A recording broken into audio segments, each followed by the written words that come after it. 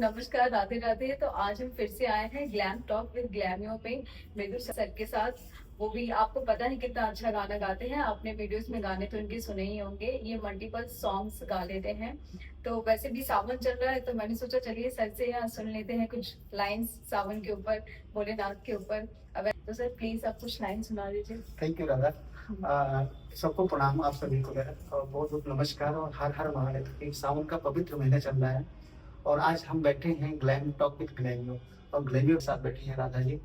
तो राधा जी बहुत अच्छे तरीके से किसी चीज़ को रखना, बात करना बहुत पसंद है, गाने सुनने को पसंद है। तो उन्होंने बोला कि मुझे सब कुछ ऐसा कीजिए जो हम एक मैसेज दें।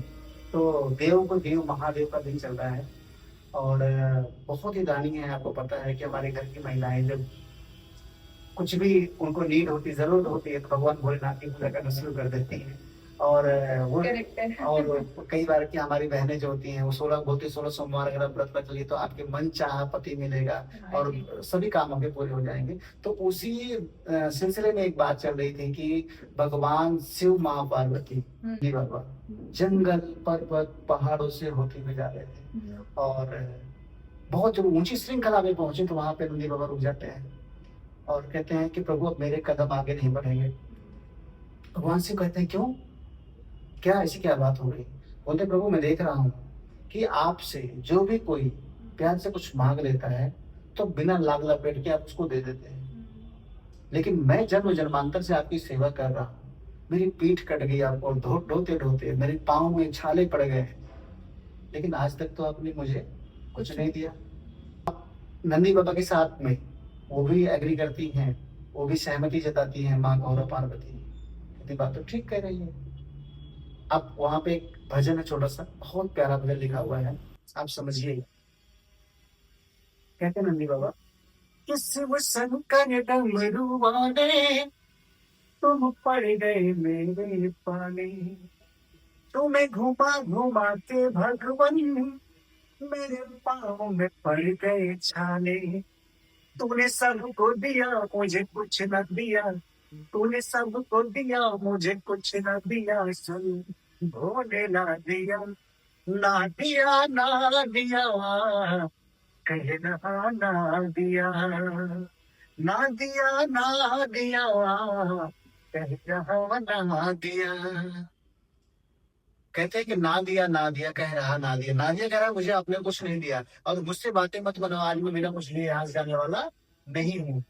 और कहते हैं कि रावण को लंका दान दी, मुझको तो कुछ ना दिया, भस्मासुर को वर दिया, मुझको तो वर ना दिया। मुझे सब पता है कि रावण को लंका दान दी जा, रावण के पास जो लंका है वो लंका शायद बहुत कम लोगों को पता होगी, तो उसका निर्माण कैसे हुआ था किसके पास वो। तो एक समय की बात है, वो लंका का जो निर्माण हुआ था वो माँ पार्वती के लिए निर्माण कराया गया था। कब?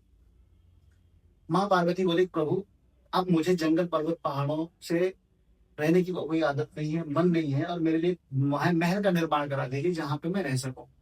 भगवान शिव माँ पार्वती के आवाहन पे विश्वकर्मा भगवान को बुलाते हैं और कहते हैं महल का निर्माण किया जाए। महल का निर्माण जब होता है और जब अच्छा घर बनता है, हम लोग सब जानते हैं अपने घर समाज में कि गृह प्रवेश होता है। गृह प्रवेश जब होता है तो उस गृह प्रवेश के लिए पूजन के लिए प्रकांड विद्वान चाहिए। तो उसमें रावण के जो पिता श्री थे विश्व को बुलाया जाता है। वो करते हैं, पूजन करते हैं, पूजन के बाद ये होती है ब्राह्मण को दक्षिणा देना है। तो उस टाइम जो कहा जाता है कि रावण बहुत छोटे थे और वो साथ में गए थे, वो महल इतना पसंद आया कि वो अपने पिता श्री से बोला दक्षिणा में ये महल ही मुझे चाहिए। अच्छा, अब बात यहाँ पे आई, विश्वकर्मा जो है माँ पार्वती से, माँ पार्वती पूछती महाराज बहुत अच्छा आपने पूजन कराया और सब बहुत अच्छे तरीके से संपन्न हुआ, मैं दक्षिणा क्या दे सकती हूँ, क्या चाहिए आप?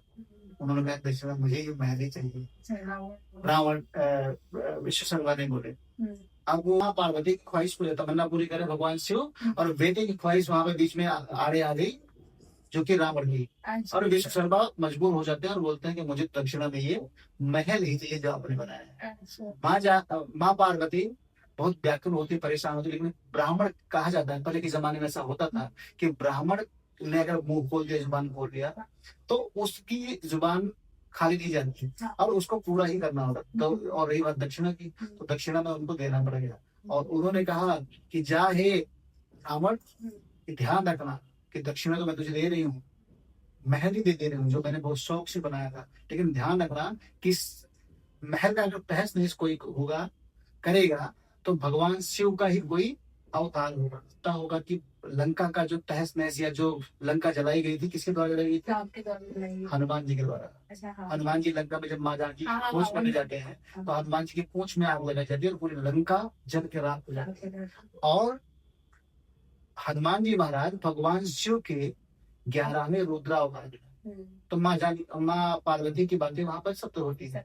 तो इसलिए कहता है नंदी बाबा कहते हैं कि रावण को लंका दान दी, मुझको तो कुछ ना दिया, भस्मासुर को वर दिया, मुझको तो कुछ ना दिया। तूने सबको दिया मुझे कुछ न दिया, तूने सबको दिया मुझे कुछ न दिया, सुन भोले ना दिया, ना दिया ना दिया, कह रहा ना दिया, ना दिया ना दिया।